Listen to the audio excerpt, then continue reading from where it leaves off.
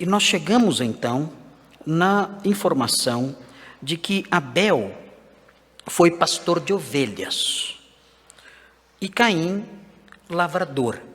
E aqui, quando menciona que Caim foi lavrador, isso mais uma vez nos remete para o texto anterior, o capítulo anterior. Por quê? Porque se o texto, de certo modo, evoca a promessa de Deus, nós temos que lembrar de algo mais. Nós temos que lembrar também da maldição de Deus. É uma pena isso. É uma pena. Nós queremos só as promessas. Queremos só isso. Mas a palavra de Deus, depois do pecado, nós vemos presente na palavra de Deus a existência de duas realidades. A graça de Deus atua sim, mas a maldição do pecado, as consequências do pecado também atuam. Nós não podemos anular nenhuma coisa nem outra. E não podemos nos apegar excessivamente nem a uma coisa nem outra. Nós temos que ser crentes equilibrados. Temos que ser crentes normais. Às vezes eu passo em frente, hoje mesmo passei em frente em Atibaia, passei em frente a uma igreja, e quando eu estava passando com o carro, saiu tanta gente lá de dentro, que parecia uma comédia. Não sei se vocês já viram essas comédias, de que de um lugar pequenininho saem centenas de pessoas. Foi o que eu vi hoje lá. Falei, não, deve ser alguma brincadeira isso, não cabe tanta gente aí. E saindo muita gente saindo de lá de dentro. Era um salãozinho, e as pessoas saindo suadas, 4 horas da tarde, aquele sol terrível, né? E elas de terno e gravata, sufocadas ali, e saindo de lá de dentro, homens, mulheres, crianças. Falei, quanta gente, aí dentro, um salãozinho assim. Mas eu descobri por quê. Quando eu olhei para a placa, estava assim, escrito assim, culto da libertação. Aí eu falei, até pouco. Tem até pouco. Era para estar gente na calçada aqui, tomando conta da rua toda aqui. O que as pessoas querem? As pessoas querem se apegar à ideia de que é possível viver neste mundo só desfrutando de promessas e bênçãos de Deus. E por isso vivem como tolos. Quando vem algum problema, dizem, eu não aceito. E outras coisas, está amarrado, como falam por aí, né?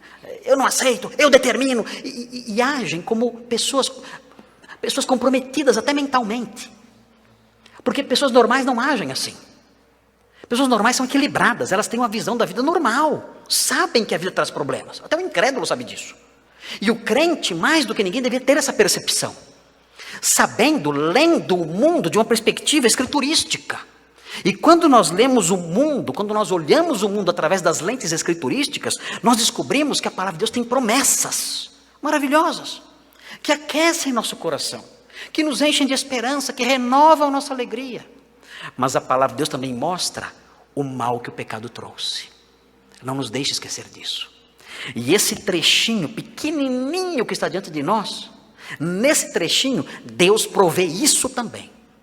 Ele mostra para nós a promessa, nos faz lembrar, há um descendente da mulher.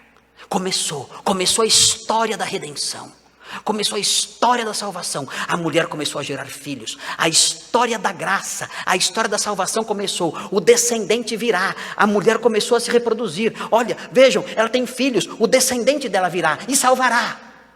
Lembrem-se disso, alegrem-se, vibrem.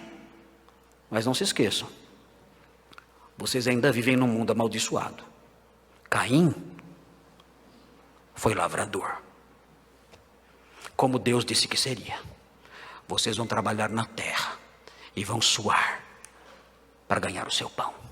Nós não podemos perder de vista essas duas expectativas e andarmos de modo equilibrado, encorajados pelas promessas de Deus, animados pelas promessas de Deus, mas também sabendo que o mundo em que vivemos é um mundo caído, e os problemas virão, e teremos que enfrentá-los, e muitos deles não terão solução. Não haverá como solucionar.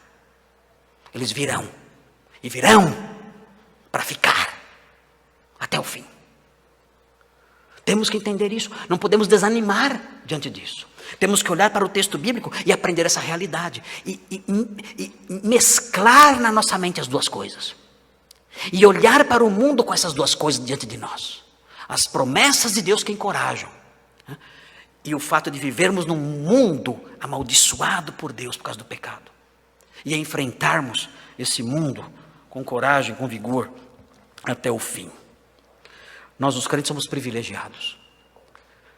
Porque os incrédulos não têm essa expectativa.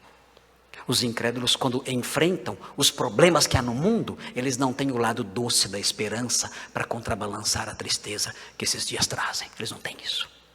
Eles sofrem muito mais, não têm esperança, se apegam a coisas que não podem dar esperança. Nós não, nós temos esperança. Nós olhamos para o lado do mal, olhamos para Caim arando a terra.